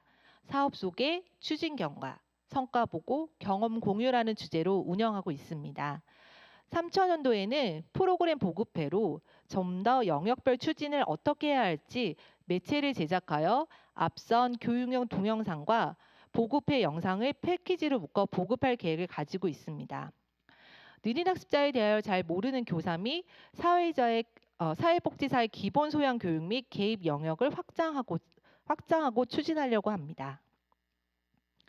2차년도에는 프로그램 과정별 절차가 담긴 프로그램 매뉴얼, 3차년도에는 정교화된 고도화된 매뉴얼과 3년간의 성과를 묶어 성과 보고서를 제작할 계획을 가지고 있으며 본 과정으로 다양한 결과물을 구성 계획을 가지고 있습니다. 느린 학습자 통합지원센터로서 보급화를 위한 제반 사항을 조성하기 위하여 실무자 교육 영상 및 매뉴얼을 구비할 것입니다. 또한 우리 기관도 8년 전에 느린 학습자 사업을 시작하면서 시행착오를 많이 겪었는데 본 실천 공유회처럼 경험과 보완 사항을 공유하여 함께 성장이 가능하도록 하여 느린 학습자 지원 기간이 확산되기를 바라고 있습니다. 우리 복지관 말고 다양한 지역에서 느린 학습자를 위한 프로그램이 있다고 알고 있습니다. 그런데 느린 학습자 인원 대비 지원 기간은 많이 부족한 상황입니다. 느린 학습자 지원 기간이 점차 확대가 필요하다고 생각합니다. 사회복지기관, 청소년 상담복지센터, 학교 현장 등 다양한 실천 경험을 모아 서로 공유하는 자리를 만들면 어떨까라는 생각을 해봅니다. 각 기관이 경험을 모아본다면 지역사회 복지관 역할 중 제도화 이전의 시범 사업의 결과로 느린 학습자 사업의 제도화를 위한 기한 미랄이 될 수 있다고 생각합니다. 이것으로 발표를 마무리하겠습니다. 계속해서 많은 분들이 기다려주신 질의응답 시간을 갖겠습니다. 앞서 안내 말씀드렸듯 질의응답 시간에는 사전 참여자분들께서 신청서 작성 시 적어주셨던 사전 질문을 우선으로 답변드릴 예정입니다. 실시간 채팅으로 문의 주신 질문들은 취합하여 일주일 이내에 영상 댓글을 통하여 답변을 드리겠습니다. 질의응답은 백예신 과장의 진행으로 느린 학습자 사업을 담당하는 3명의 사회복지사가 함께하겠습니다. 안녕하세요. 이번 시간은 실무자분들께 질문 올려주신 걸 중심으로 질의응답 시간을 가지려고 합니다. 우리 팀은 지역특화팀으로 자살예방사업과 느린학습자 생애주기별 사업을 담당하고 있습니다. 질의응답에 참여할 느린학습자 실무자들을 소개하겠습니다.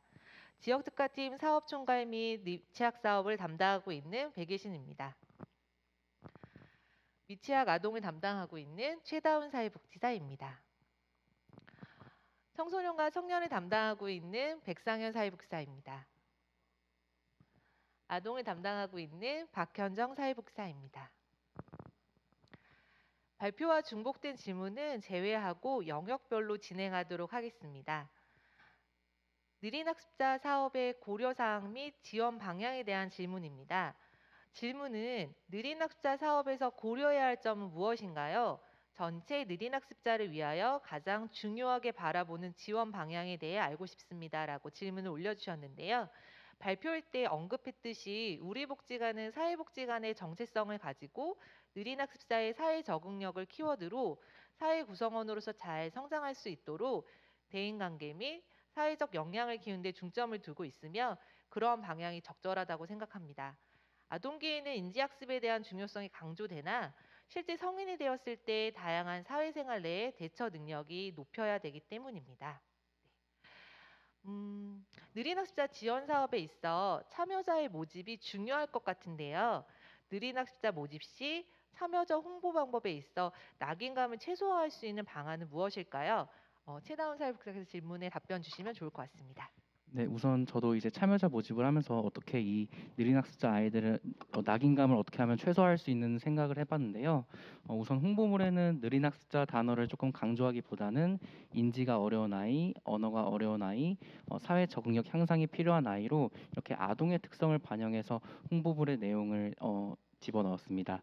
그리고 이제 참여자 아이들에게는 이제 학교를 준비하는 곳, 학교를 대비하는 곳으로 설명을 해서 아이들에게도 낙인감을 최소화하는 방안으로 설명을 했습니다.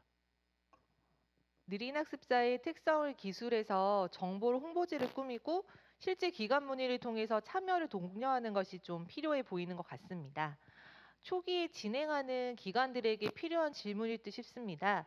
단연간 프로그램을 진행하면서 실제로 도움이 되었던 프로그램 혹은 어떤 사회성 프로그램이 좋을까요? 라고 질문을 주셨는데요. 대상별로 프로그램은 약간 다를 것 같아서 미취학은 최다운 사회복지사가 청소년 이상은 백상현 사회복지사가 답변해 주시면 좋겠습니다. 네, 먼저 제가 생각한 가장 도움이 되었던 프로그램은 사회성 프로그램이라고 생각합니다. 모든 프로그램 시에는 사회성 항목이 부가적으로 따라오기 때문에 그 모든 이제 특히 아이들은 이제 미래 사회적 활동을 하면서 특히 이제 갈등 상황을 겪고는 합니다. 근데 이에 대한 대처 방법이 미숙하고 이제 경험적 요소도 적기 때문에 이제 자연스럽게 습득을 하는 경우도 이제 많이 없습니다. 그래서 저희는 이 사회성 프로그램을 하면서 특히 이제 역할극을 많이 했는데요. 이 역할극을 하면서 직접 아이들이 갈등 상황도 많이 발생을 하기도 했고, 그리고 이 직접 대처하고 실천하는 모습도 이제 보여주었습니다. 그리고 특히 아이들은 이제 지금 프로그램 하는 아이들은 같은 환경에 놓여 있는 친구들이기 때문에 자존감도 이거 향상할 수 있는 그런 시간이어서 저는 사회성 프로그램으로 선정을 하게 되었습니다. 네, 청소년과 청년에 대해서도 말씀해 주시겠어요? 청소년의 같은 경우에는 또래와의 관계, 자신의 생각을 이제 적절하게 표현하고 다른 사람들에게 이야기할 수 있는 것이 저는 중요하다고 생각을 해서요. 저희 이제 프로그램에서 이제 독서 프로그램이 있습니다. 독서 프로그램에서 이제 같은 그룹 친구들이 같이 한 권의 책을 읽고 이제 그것에 대해서 이제 의견을 나눕니다. 그리고 나서 이제 결말에 대해서는 공개를 하지 않고요. 그 결말에 대해서는 이제 친구들이 이제 내가 생각하는 내가 작가라면 어떻게 여기서 마무리를 할까라는 식의 이제 질문을 던지고 그것을 이제 아이들이 작성을 하고 이제 다른 참여자들에 대해서 이제 설명하는 예, 공유하는 자리를 가집니다. 이러한 활동을 하면서 이제 친구들이 이제 사용하는 언어의 수가 많아지고 이제 다른 사람들한테 자신의 생각을 이제 표현하는 방법에 대해서 알게 되어서 이게 저는 추천드리고 싶은 프로그램입니다. 네, 그리고 이제 청년회 같은 경우에는 이제 청년 친구들은 이제 실제로 이제 사회에 나가서 어, 하기 때문에 이제 취업을 해야 하기 때문에 자기소개랑 이제 면접에 이제 중요도가 있습니다. 그렇기 때문에 이제 친구들이 자기소개나 면접을 실제로 했을 때 이제 자신에 대해서 이제 표현하는 방법이 서툴기 때문에 그런 부분에 초점을 맞췄고요.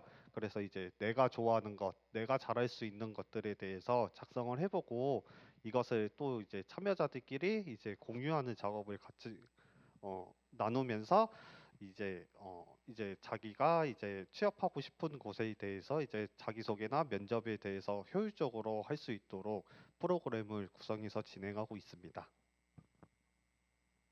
네, 사회 적응력을 중점으로 진행하다 보면 대인관계에 대한 대처 방법, 실천해 볼 수 있는 프로그램이 우리 아이들한테 더 도움이 되는 것 같습니다.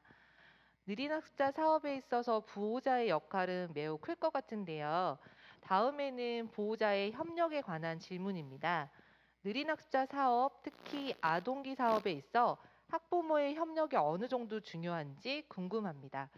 미취학과 아동 담당 사회복지사께서 전해주시면 좋을 것 같습니다. 미취학부터 말씀 주시죠. 네, 미취학 같은 경우에는 연령이 7세로 이제 매우 나이가 어리기 때문에 지능 검사를 결과를 보기 전까지는 보호자분들이 느린 학습자에 대해서 인지를 하지 못하고 이제 어떻게 다가가야 되는지 정말 망설여하는 보호자분들이 많습니다. 그래서 저희가 앞서 발표에도 말씀드렸듯이 보호자 양육 교육을 통해서 정보 제공을 드리고 그리고 부모 자녀 소통 놀이를 통해서 이제 아이들과 같이 협력을 하는 활동을 제공하면서 직접 실천적인 시간도 가지는 그런 시간도 가졌습니다. 그래서 이를 통해서 보호자분들이 현재의 상황을 이해하고 그리고 이제 어떻게 하면 이제 대처할 수 있는 방안까지 생각을 하면서 이제 보다 더 적극적인 모습으로 변화되는 모습을 보였고요. 그리고 이제 미취학 같은 경우에는 나이가 어려서 프로그램에 필수적으로 같이 보호자분들과 동행을 해야 합니다. 그래서 이는 이제 프로그램 참여도로도 이제 같이 이어지게 되는데 청소년과 청년회 같은 경우에는 아무래도 독립적으로 프로그램에 참여를 하다 보니까 보호자에 대한 의존도가 조금 떨어지기 마련이에요. 그런데 계속적인 참여를 이끌기 위해서는 보호자의 이런 그 협력도 가장 중요하게 발생되는 부분이라고 생각을 합니다. 네, 이어서 말씀드리도록 하겠습니다. 에릭슨의 심리사회적 발달 이론에 따르면 학령기 아동은 4단계인 열등감대 근면성의 단계라고 합니다. 이 시기에는 자아 존중감이 발달하는 시기로 인정과 격려로 인한 성취감이 긍정적인 자존감을 형성하고요. 반대로 인정을 받지 못하면 열등감이 생성되는 시기입니다. 따라서 이 시기에는 보호자의 격려와 지지, 난 널 믿어라는 말 한마디 한마디가 굉장히 중요하게 작용하는데요. 고학년으로 올라가면서 아동이 스스로 할 수 있는 일이 많아지고 그리고 아동의 세계가 가족에서 학교로 또래 관계로 넓혀지게 되면서 보호자와 소통할 수 있는 시간이 줄어들게 됩니다. 그렇기 때문에 저희는 점프교실 안에서 아동이 어떤 활동을 했는지 그 내용을 공유해드리고 사진을 보여드리면서 아동과 보호자가 소통할 수 있는 시간을 제공하고 있습니다. 담당 사회복사들이 언급했듯이 아동기까지는 보호자의 협력이 중요하고 관련 교육으로 우리 아이들의 든든한 지지체계로서 역할을 감당할 수 있도록 조력하는 것이 필요해 보이고요. 청소년기 이상은 아이들이 이전보다는 의지하는 부분은 약해지나 지속적인 참여 등에 있어 보호자의 역할이 있음을 지속적으로 공유해드리는 부분도 필요해 보입니다. 네, 다음은 이 실천 공유에 참여하시는 분들은 그나마 느린 학습자에 대해 아시겠지만 아직까지 보편적으로 느린 학습자에 대해 모르시는 분들이 많습니다. 그러한 부분을 언급하신 것 같습니다. 학부모에게 자녀의 느린 학습자 특징을 설명하는 방법이 궁금합니다. 지역 안에서 느린 학습자 프로그램을 진행함에 있어 학부모가 가지고 있는 선입견을 어떻게 풀어가는지 궁금합니다. 이번 답변은 백상은 사회복지사께서 전해주시겠어요? 네, 우선은 느린 학습자 아동 청소년 부모님들이 가장 크게 걱정하는 것은 이제 우리 아이가 이제 정상 지능을 가진 아동 청소년처럼 되지 않을까라는 그런 큰 걱정을 가지고 있습니다. 저는 그래서 저는 그래서 이제 학부모님한테 설명을 드릴 때 느린 학습자의 특성에 대해서 있는 그대로 설명을 드리고 이제 저희 복지관에서 하고 있는 프로그램을 이제 그 특성에 맞춰서 이제 프로그램이 진행되고 이제 실제로 다니고 있는 친구의 사례를 들어서 이제 설명을 해 드립니다. 이제 이렇게 설명을 드려도 당연히 안심이 되기에는 조금 모자라다고 생각합니다. 그래서 저는 이제 어, 보호자님한테 항상 말씀드리는 게 이제 전국에 느린 학습자가 한 80만 명 정도가 추정이 되는데 이제 전국적으로 봤을 때 느린 학습자라는 단어도 모르는 부모님들이 많은데 이제 우리 보호자님은 이제 우리 아이가 이제 변화할 수 있게 이제 복지관에 찾아와 주신 거에 대해서 큰 격려와 지지를 해드리는 작업을 진행하고 있습니다. 우리 아이들뿐만 아니라 사실 보호자분들에게도 지지와 격려는 매우 필요한 부분인 것 같습니다. 두 번째 사례는 실제 기능적으로 지원이 필요한 가정일 경우에 어떻게 개입하는 게 좋을지 질문을 주셨는데요. 부모나 모두 느림 학습자일 경우 자녀에게 미쳐진 유전적 요인을 극복하기 위해서 가족 모두를 위한 프로그램이 있을까요? 라고 질문 주셨는데 이번에는 제가 답변 드리겠습니다. 통합사례 관리에 따라 당사자를 아동, 보호자를 둘 필요가 있는 것 같습니다.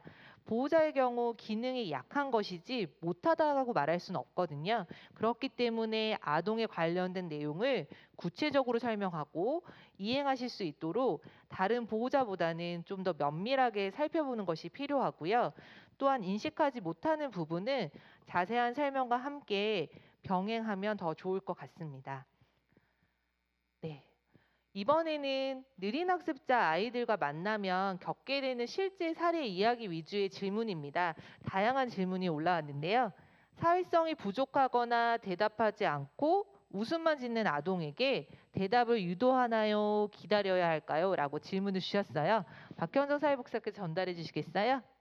네, 실제로 느린 학습자 친구들을 만나게 되면 제가 질문을 했을 때 웃음만 짓거나 잘 모르겠어요라고 대답하는 친구들이 굉장히 많습니다. 그래서 저도 처음에는 아이가 답변을 할 때까지 계속 물어보고 답변을 재촉했던 것 같은데요. 그런데 저희 느린 학습자 아이들은 실제로 그 질문에 대한 답변을 몰라서 그렇게 하는 경우도 있지만 난 이 내용을 알지만 어떻게 표현해야 될지 모르겠어라고 할 때도 잘 모르겠어요라고 얘기하곤 합니다. 더군다나 추상적인 사고를 어려워하기 때문에 확실한 이미지를 그릴 수 있도록 구체적인 질문을 하는 방법을 선택했습니다. 예를 들면 동화책을 다 읽고 어떤 느낌이 들어요? 라는 질문보다는 동화책을 읽으면서 신이 나서 박수를 치고 싶었던 때가 언제예요? 혹은 긴장이 돼서 손에 땀을 쥐었던 때가 언제예요? 라고 물어보면 땀이 나진 않았지만 이렇게 말을 열면서 아이가 대답을 하게 됩니다. 네, 느린 학습자마다 기능적으로 차이가 있는 부분에 대한 질문인 것 같은데요. 아이들별 차이를 어떻게 조정 및 대응하셨나요? 라는 질문을 주셨습니다. 네, 박효영 선생님 답변 부탁드립니다. 네, 크게 학업적 차이 그리고 사회 성향적 차이 이렇게 두 가지로 말씀드리도록 하겠습니다. 우선 학습적인 부분에는 아동의 학년과 수행할 수 있는 과업이 전부 다 다르기 때문에 아동의 학습에 맞게 학습지를 제공해서 학습을 진행하고 있습니다. 그리고 또 제가 모든 아이들을 한꺼번에 감당을 할 수 없다 보니 그 자원봉사자 선생님들을 모집하여 아이가 질문을 했을 때 바로바로 질문에 답변을 할 수 있도록 그렇게 프로그램을 진행하고 있습니다. 또 사회성 프로그램 같은 경우에는 아이들끼리 의견 차이가 있을 때 서로 직접 부딪히고 각 상황에 대한 생각을 본인의 생각을 이제 아이들에게 얘기를 하고 그리고 담당자의 피드백을 받으면서 아 이렇구나 이런 상황에서는 이렇게 행동하면 되는구나 이 아이가 틀린 게 아니라 나랑 다른 것이구나를 인식하는 그 과정을 겪고 있습니다. 그래서 또래나 사람들 사이에서 어떻게 지내야 할지 그렇게 프로그램을 진행하고 있습니다. 네, 다음 사례는 집단 진행 시 집중력이 잘 안 돼서 감당이 안 되는 경우 노하우가 있나요? 라고 질문 주셨는데 이번에는 백상을 사회복지사가 말씀 주시겠어요? 네. 저희 이제 느린 학습자 친구들의 가장 큰 특징은 낮은 집중력이라고 생각합니다. 그래서 이제 프로그램을 진행할 때 이제 금방 이제 흥미를 잃어버리고 딴청을 하는 경우가 많은데요. 이제 저는 프로그램을 진행하기 전에 이제 친구들과 함께 이제 간단한 게임이나 이제 게임을 통한 상품 이런 것들을 통해서 흥미를 유발시킨 다음에 이제 프로그램을 진행을 합니다. 이제 프로그램을 진행을 할 때에는 아이들이 이제 짧은 집중력 때문에 이제 짧은 문장이나 짧은 시간으로 구성을 하고요. 이제 음, 저는 이제 아이들에게 이제 질문을 굉장히 많이 합니다. 이제 질문을 하면서 이제 A라는 친구한테 너의 생각은 어떤 거야? 라고 물어봤을 때 답변을 하면은 이제 B 친구한테 이제 A 친구가 뭐라고 했게? 라고 질문을 하면은 이런 식으로 질문을 하게 되면은 친구들이 집중을 조금 더 하는 편이더라고요. 그래서 이런 식으로 이제 친구들에게 이제 생각을 물어보고 이제 프로그램을 진행을 하고 있는데 이렇게 하는데도 이제 집중을 하지 못할 때에는 이제 잠깐 쉬는 시간을 가져서 이제 친구들이 환기를 시킬 수 있는 시간을 줘서 이제 그 뒤에 다시 프로그램을 진행하는 방식으로 하고 있습니다. 네, 이어서 다음 질문은 아무래도 활동력이 높은 청소년들에게 적용할 수 있는 사례인 것 같습니다. 수업 참여 시에 열심히 잘하는데 이런저런 핑계로 결석이 잦은 아동이 있어요. 다른 친구들에게도 영향을 줄까 봐 우려되는 부분이 있는데 어떻게 대응하면 될까요? 라고 질문 주셨습니다. 백상 선생님 마지막 한 번 더. 네. 저희 지금 실제로 복지관에 이제 참여하고 있는 친구들 중에서는 이제 이러한 이유 때문에 이제 복지관에 안 오는 친구들은 사실은 별로 없어요. 근데 하지만 이제 복지관에 다니는 친구 중에 한 명은 이제 학교에 이제 지각하거나 결석하는 일이 되게 상당히 많아요.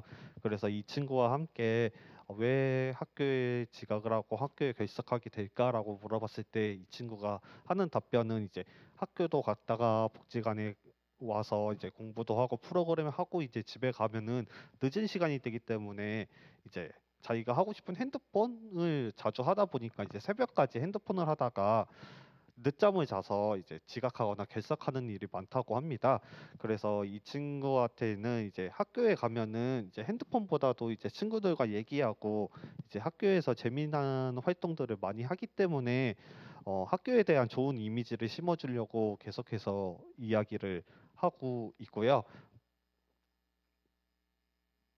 또 저와 함께 이제 시간 계획표를 작성을 해서 이제 자신이 시간에 맞게 이제 학교를 가고 이제 하는지에 대해서 같이 점검을 하는 과정을 갖춥니다. 이러한 것을 통해서 이제 아이들이 왜 이런 행동을 하는가에 대해서 원인을 찾고 그것을 같이 이제 저 혼자만이 바꾸려는 게 아니라 이제 친구와 같이 계획하고 점검하고 평가하는 과정을 같이 거치면서 이제 그만큼의 많은 시간이 들어가기 때문에 이 친구들한테는 많은 관심과 정성이 필요하다고 생각합니다. 네, 사례별 접근에서 주요한 부분은 느린 학습자에 대한 맞춤형 개입인 것 같습니다. 중요한 부분은 사례 관리에서 보면 당사자의 눈높이에 맞게 개입을 하라고 말하는데요. 개별 사례별로 상황을 파악해야만 이에 대한 적절한 대응이 가능한 부분인 것 같고요. 특히 당사자에게 분명한 이유가 있듯이 당사자 시선으로 상황 판단하는 것부터 시작해서 사례별 접근을 하는 것이 좋을 것 같습니다. 네, 이번에는 느린 학습자 지원 체계가 아직 미비하다 보니까 다음과 같은 질문을 주셨습니다. 느린 학습자 발굴, 전환기 대비 프로그램이 지역별 주먹구식이 아닌 서울시 전체의 정책적 지원을 위한 방법이 없을까요? 라고 질문을 주셨는데 저희가 2015년에 느린 학습자 사업을 했을 때만 해도 사실 정말 많이 모르셨던 것 같습니다. 단연간 느린 학습자 사업을 추진하면서 실제적으로 관심을 좀 갖게 되고 이 부분에 대해서 좀 살펴보니까 청소년이나 청년 쪽에는 좀 지원 체계가 만들어가고 있는 것 같고요. 2020년에 서울시 조례가 제정되었고 자치구별로 경계선 지능인 지원 조례도 만들어지는 것으로 알고 있습니다. 질문자 분께서 질문 주셨던 것처럼 실제로 지원이 필요한 부분은 아직까지 전달 체계로 만들어지진 않아서 불충분하다고 느끼시는 것 또한 당연하게 생각이 되고요. 작년에 청소년 상담복지센터에서 청소년 지원 사업을 했었고 올해는 한국사회복지관협회에서 이번에 한 50개소 대상으로 아동 지원 사업을 운영하고 있어서 다양한 곳에서 느린 학습자를 위한 사업 부분들을 추진하고 있는 걸로 알고 있습니다. 아마 이런 부분들은 제도화에 도달하기 위한 여러 곳에서 만들어가고 있는 부분이 있는 것 같고요. 특히 실천 현장뿐만 아니라 느린 학습자들을 위한 연대를 통하여 공론회나 이슈 파이팅 활동도 함께 병행하면 더 좋을 것 같습니다. 네, 이제 마지막 질문입니다. 지역사회복지관의 역할, 실제 사업 수행 지원 인력에 대한 운영에 관련 질문입니다. 느린 학습자 프로그램 운영에 있어 지역사회복지관은 어떤 역할을 해야 할까요? 담당자의 역량 개발을 위해 필요한 것은 무엇일까요? 라고 질문을 주셨는데요. 앞서 말씀드렸듯이 지역사회복지관은 주민복지의 증진 및 삶의 질 향상을 위해 관심을 두듯이 느린 학습자 사회 적응력에 집중을 두고 실제로 사회 구성원으로서 잘 성장할 수 있도록 조력하는 역할이 필요하다고 생각합니다. 또한 서비스 전달 체계가 마련되기 전에 효과성 검증 및 실제 추진 경험의 사례를 제도화할 수 있도록 조력해야 됩니다. 두 번째 질문 관련해서는 우리 기관 같은 경우에는 사업 수행 지원 인력에 대한 운영은 선행 연구 및 느린 학습자 관련 책 혹은 강의를 좀 찾아서 들었고요. 팀 내 학습도 진행하고 있습니다. 아직 연구가 타 영역보다는 좀 부족하지만 타 기관에서 진행하는 성과 발표 및 운영 사례들을 되도록 듣고 매년 자문을 통해서 느린 학습자에 대한 지식을 확대하고자 노력합니다. 전문성을 키우기 위해서는 지속적인 학습과 기관의 지원이 필요하다고 생각이 들지만 특히 지역사회 대응력을 높이기 위해서는 일반 주민 혹은 느린 학습자를 만나는 교사, 사회복지사를 위한 느린 학습자 지원 교육도 열어서 지역 안에서 이해를 돕는 교육도 병행해야 된다고 생각합니다. 실전 경험을 통하여 답변을 드렸습니다. 우리의 경험이 보편화되기에는 한계가 있지만 우리의 경험이 느린 학습자 지원을 위하여 새로운 접근 및 지원 체계를 마련하는 데 조금이나마 도움이 되길 바랍니다. 이것으로 질의응답 시간을 마치겠습니다. 감사합니다.